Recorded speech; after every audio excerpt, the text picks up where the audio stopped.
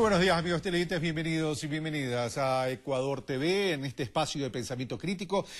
Definitivamente el fin de semana estuvo marcado por un hecho histórico, el tema de la séptima cumbre de las Américas. No tanto el hecho es histórico, es la reunión o la cumbre de las Américas, sino que estuvo centrado por el ingreso de Cuba a la cumbre de las Américas.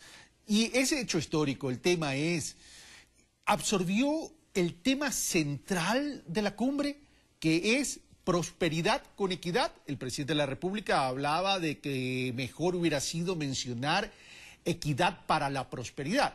Bueno, para analizar el tema de la séptima cumbre de las Américas, tenemos como invitado al ex canciller de la República del Ecuador, el doctor Fander Falconi, a quien nos saludamos y le damos la bienvenida. Fander, muy buenos días, gracias por estar con nosotros. Carlos, buenos días, un gusto estar en tu programa. Gracias. Pero antes de iniciar este análisis, Fander, te invitamos y los invitamos, amigos televidentes, a que veamos las declaraciones y la exposición del presidente ecuatoriano Rafael Correa.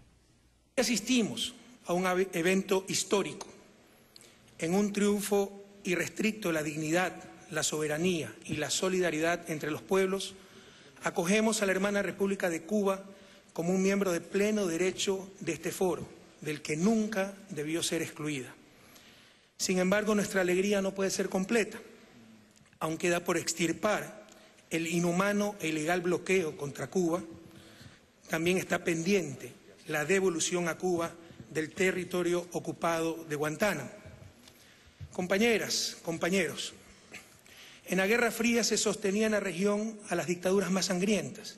Entonces sí, sin importar en absoluto libertades de prensa, derechos humanos, la misma democracia.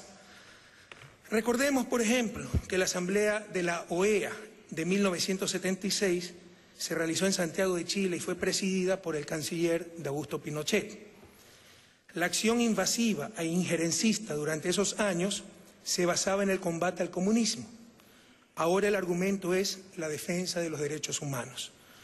La orden ejecutiva del presidente Obama contra Venezuela viola flagrantemente el derecho internacional y particularmente el literal E del artículo 3 de la Carta de la OEA. La respuesta que ha dado la región ha sido contundente, rechazando la orden ejecutiva y pidiendo su retiro. Nuestros pueblos nunca más aceptarán la tutela, la injerencia ni la intervención. Bueno, esas fueron las declaraciones o la exposición del presidente de la República, Rafael Correa Delgado. Fander Falconi, ahora sí comenzamos.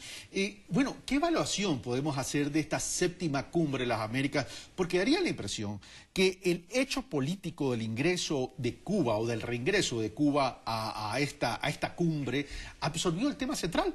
Y el tema central era la equidad.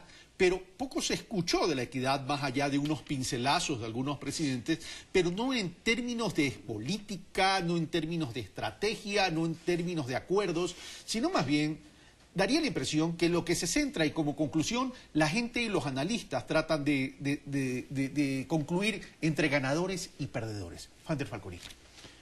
Carlos, creo que hay que hacer varias lecturas efectivamente de la cumbre. Por un lado, el tema central indudablemente era la equidad, y creo que la equidad o la búsqueda de la equidad es un tema definitorio en la historia política latinoamericana. ¿Por qué? Porque es la región más inequitativa del planeta. América Latina, cuando uno mide todos los indicadores, y así lo dice el último reporte de la CEPAL, el Panorama Social 2014, América Latina tiene las brechas distributivas más grandes en el mundo. Es cierto que la región en el último momento, particularmente por una ventaja comparativa que ha tenido y por políticas públicas internas bastante drásticas en algunos casos que tienen que ver con mejoras en salarios, de ingresos, ha logrado notables reducciones de la inequidad en algunos de los casos, pero aún se mantiene como uno de los problemas centrales. En ese sentido, digamos, efectivamente la cumbre fue eclipsada por los elementos políticos que estuvieron de por medio. Y eso no es necesariamente malo, porque había una agenda política sumamente importante que también había que tratar en la cumbre. Ahora, en ese aspecto me parece que ahí hay que analizar algunos componentes. Yo rescato de la cumbre primero la posición soberana, digna de muchos países latinoamericanos para poner los puntos sobre las IES. Dijeron lo que tenían que decir.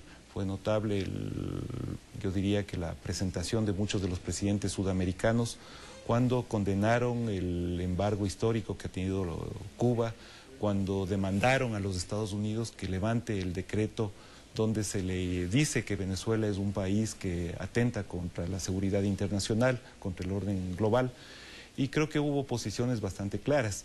Y destaco de la cumbre algunos puntos de inicio que pueden ser fundamentales. El apretón de manos entre Raúl Castro y Barack Obama, que sellan, digamos, lo que podría ser una nueva historia de relacionamiento entre los dos países.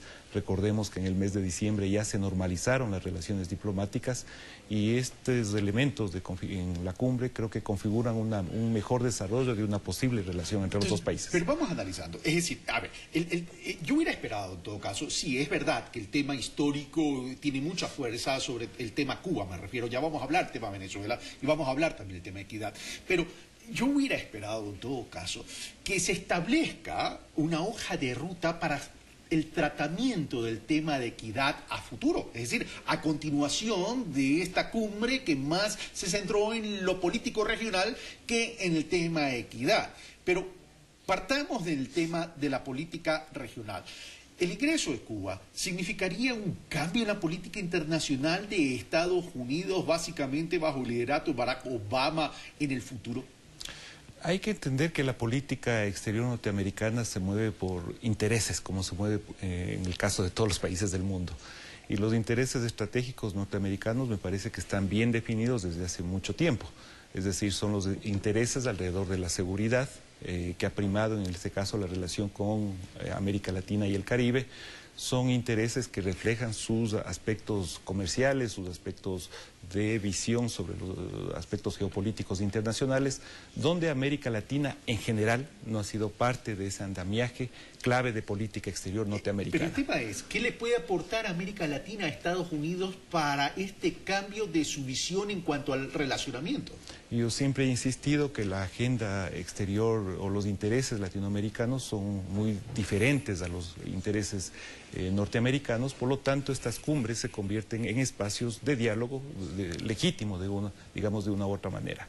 Ahora bien, la agenda latinoamericana debe estar centrada también en sus intereses, que son múltiples. Ahí están los aspectos comerciales, los aspectos financieros, los aspectos migratorios, entre otros, o, por ejemplo, tener una agenda común frente a uno de los elementos más centrales de los debates internacionales en este momento, que es el cambio climático, pero también los aspectos de prosperidad, los aspectos de desarrollo, los aspectos de combate a la pobreza o de inclusión social.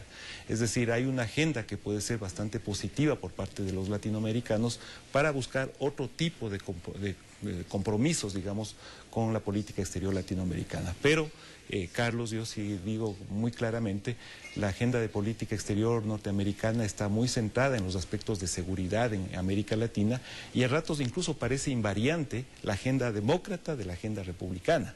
Lo que sí hay que valorar, digamos, son los visos, los elementos nuevos de diálogo que ha planteado el propio presidente Obama. Uno, al cerrar el año, son dos elementos, yo diría uno de cal y otro de arena. Es decir, al cerrar el año establece relaciones diplomáticas con Cuba y por otro lado, acto seguido, digamos, le condena a Venezuela por supuestamente atentar contra la seguridad global. Bueno, el presidente Correa en su exposición habla del tema del intervencionismo, habla que esto no se puede cerrar el capítulo mientras no exista o no se derive el desbloqueo con Cuba, que no se ha restituido territorio como Guantánamo, y también menciona el tema de Venezuela. Pero acto seguido el propio Barack Obama hace un mea culpa en términos de la política anterior a los Estados Unidos y dice, veamos más bien adelante hacia lo que nos puede fortalecer en términos de relacionamiento, y se reúne con el presidente Maduro.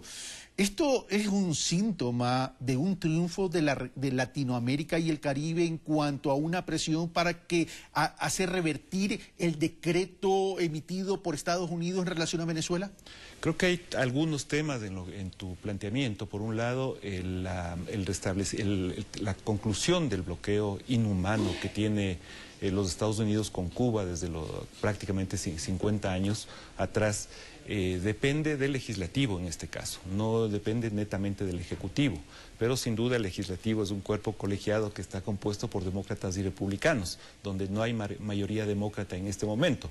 Sin embargo, el planteamiento de Obama es importante y creo que debe concluir en la presentación de un claro compromiso para el levantamiento del bloqueo. Este me parece que es un elemento sustantivo en lo que se viene a futuro. El otro elemento, sin duda, está marcado por la injerencia que ha tenido los Estados Unidos históricamente en la región, pero una injerencia, yo diría que lamentablemente negativa, Carlos. No ha sido una injerencia positiva en las relaciones diplomáticas entre América Latina, el Caribe y los Estados Unidos, justamente por la predominancia de la agenda de seguridad. Pensemos, por ejemplo, en el caso de la frontera norte, en el caso de Colombia. La agenda norteamericana ha estado muy ligada a los aspectos de seguridad, no necesariamente a los aspectos de cooperación o a los aspectos de prosperidad, solo por poner un ejemplo. O en el caso incluso de México, ha estado muy centrada en los aspectos justamente de seguridad migratoria y no necesariamente en los aspectos de desarrollo. Ahora, tú mencionas algunos temas interesantes, pero voy a resaltar uno. El tema es, esto va a depender un poco del Congreso americano, donde los demócratas no tienen mayoría, sin perjuicio de que evidentemente la posición de Barack Obama tiene un peso específico. El tema es si ese peso específico va a doblegar el brazo político de los republicanos para poder resolver sobre el tema del desbloqueo. Sin embargo, de aquello, Fander, el propio Raúl Castro, cuando hace un juicio de valor sobre Estados Unidos, saca y excluye a Obama de ese juicio de valor tan duro.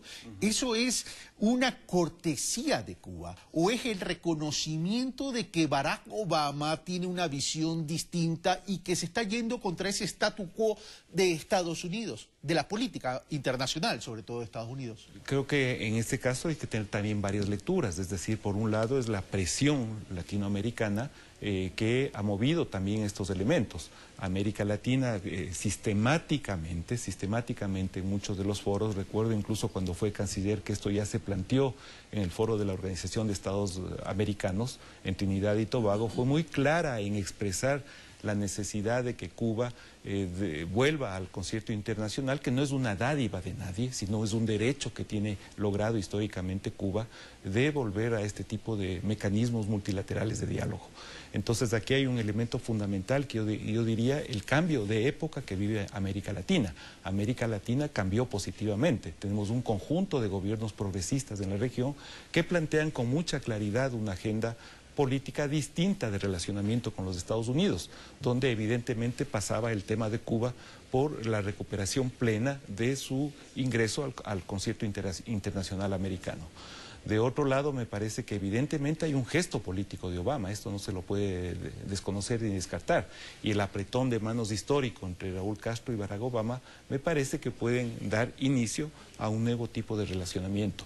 De otro lado estuvo también el diálogo que es bastante importante, el diálogo directo entre dos jefes de Estado, en este caso entre Nicolás Maduro y Barack Obama, para plantear en forma clara y precisa los elementos de común interés. Ahora, esos elementos de común interés, más allá de Venezuela, es decir, por un lado Estados Unidos dice, ok, vamos a restablecer las relaciones con Cuba, vamos a eliminar prácticamente de la lista de terrorismo a Cuba, vamos a tratar del desbloqueo de Cuba, trata de recuperar ese terreno un poco fangoso que creó él mismo con el tema del decreto a Venezuela. La pregunta es, si esa visión de la geopolítica regional de Estados Unidos hacia Latinoamérica, que tiene que ver con los temas de seguridad, como bien los ha mencionado, tiene que ver porque Latinoamérica más está tendiendo más, digo, hacia Irán, hacia Rusia, hacia China.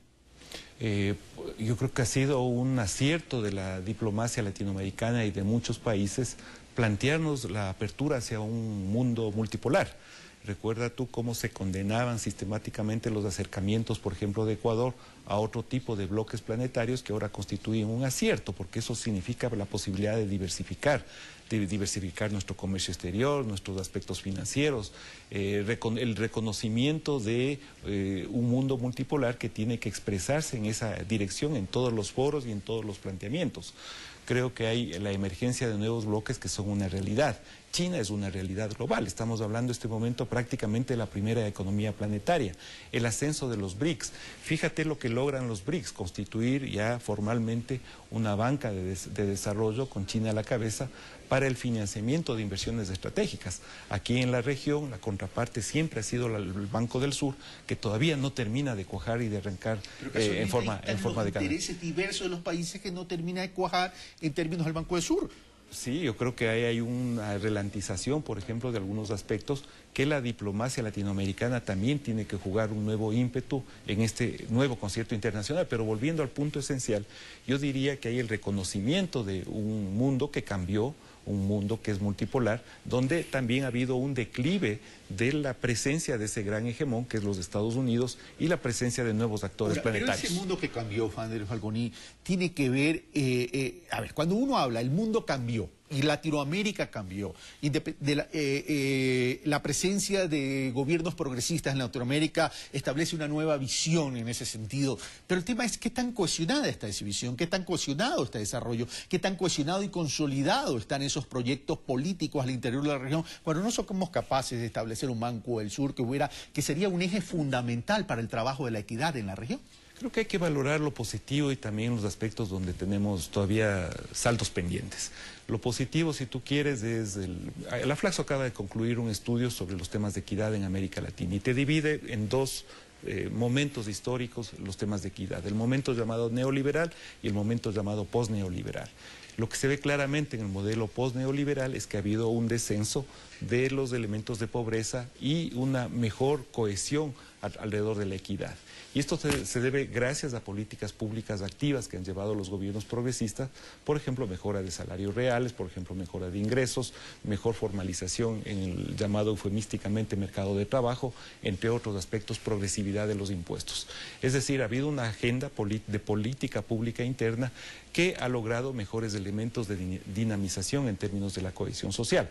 Pero por otro lado, hay algunos aspectos donde también tienen que lograrse mejores énfasis. Y ahí están los elementos de esto que se podría componer o llamar la nueva arquitectura financiera internacional, es decir, la creación del Banco del Sur, el manejo conjunto de los fondos de liquidez internacional, los sistemas unificados de compensación regional, justamente para enfrentar los embates de los distintos momentos que tienen las coyunturas internacionales, como en este momento de caída internacionales de los commodities. Voy a dejar el tema de Venezuela para el último, porque quiero terminar este análisis que estamos haciendo con relación a la equidad.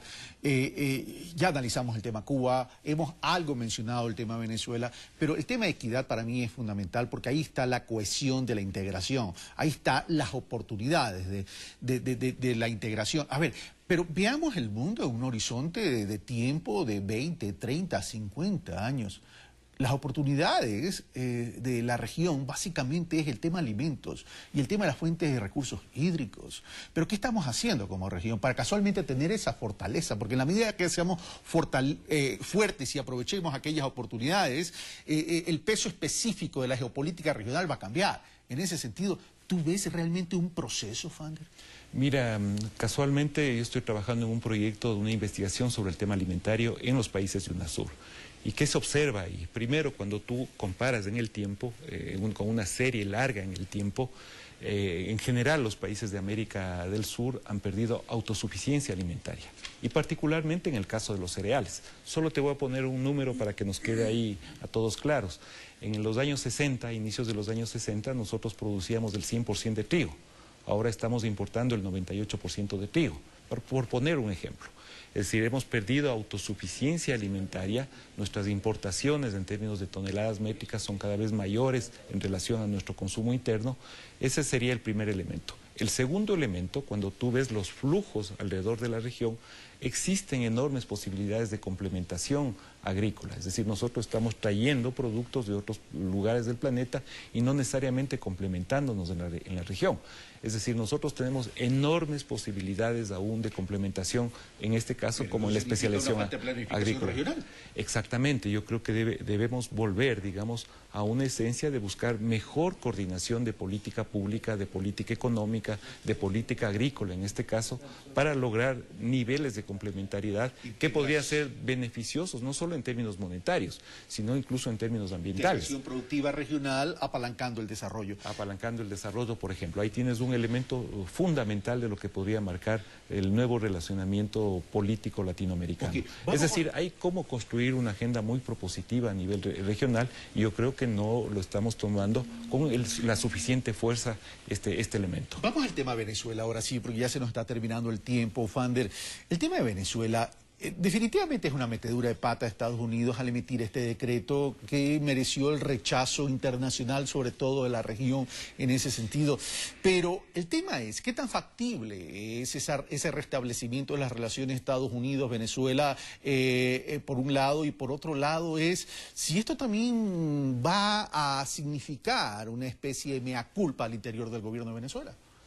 Yo parto de que el gobierno de Venezuela tiene todas las posibilidades de su desarrollo, ha habido logros notables en política pública y en política social, y creo que hay lo que se llama autodeterminación de los pueblos. No puede haber injerencia de ninguna potencia sobre las características internas de un país. Esto es lo elemental, lo básico en las relaciones diplomáticas internacionales.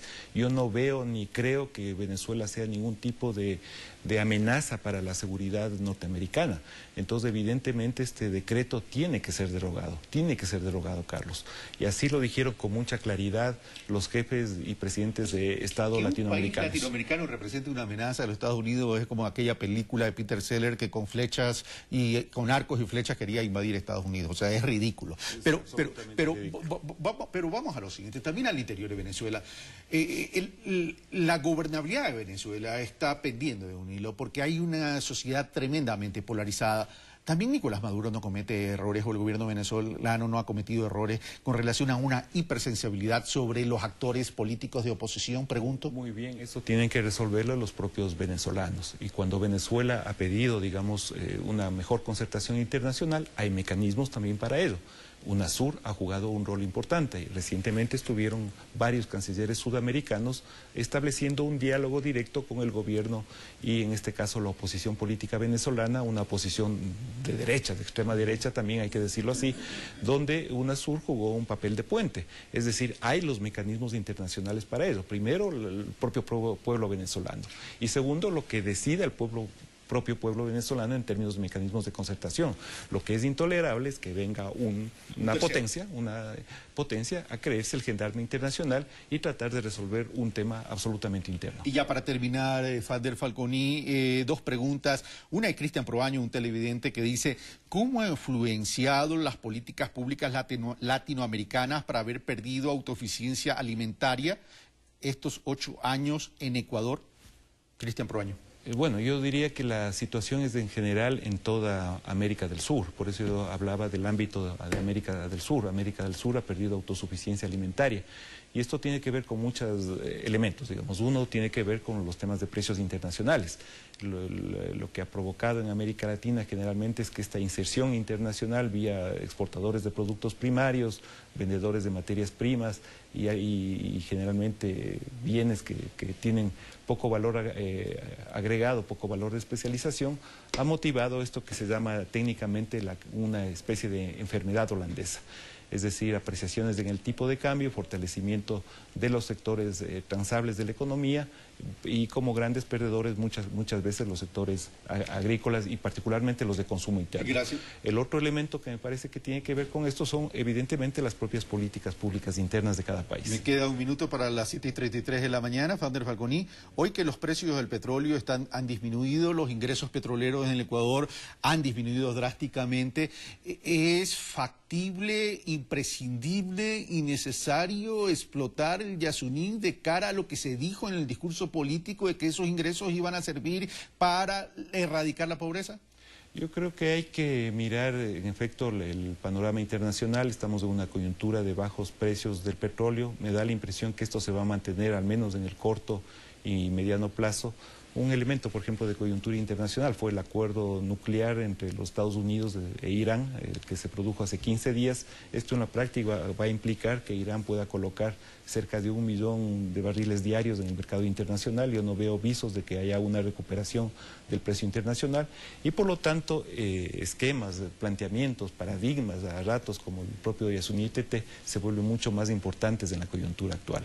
Si esto le sumas, digamos, un elemento de política global en materia de cambio climático, que es el planteamiento de las emisiones netas evitadas, es decir, el reconocimiento de los países y la valoración para aquellos países que dejen el petróleo en el subsuelo y evitar la contaminación global, creo que podría lograrse una sinergia absolutamente positiva alrededor de estrategias como la Yasuni ITT. Padre Berni, muchas gracias. Hemos estado con el ex canciller de la República del Ecuador, el doctor Fander Falconi, con quien hemos hecho una evaluación sobre la 7ª Cumbre de las Américas. Pero más allá de la reunión de los presidentes, el tema son los resultados. Sí, Cuba reingresó a la Cumbre de las Américas. El tema es, ¿y la equidad? Puntos suspensivos y signos de interrogación. Tarea pendiente. Esto fue Pensamiento Crítico. Soy Carlos Rabascal.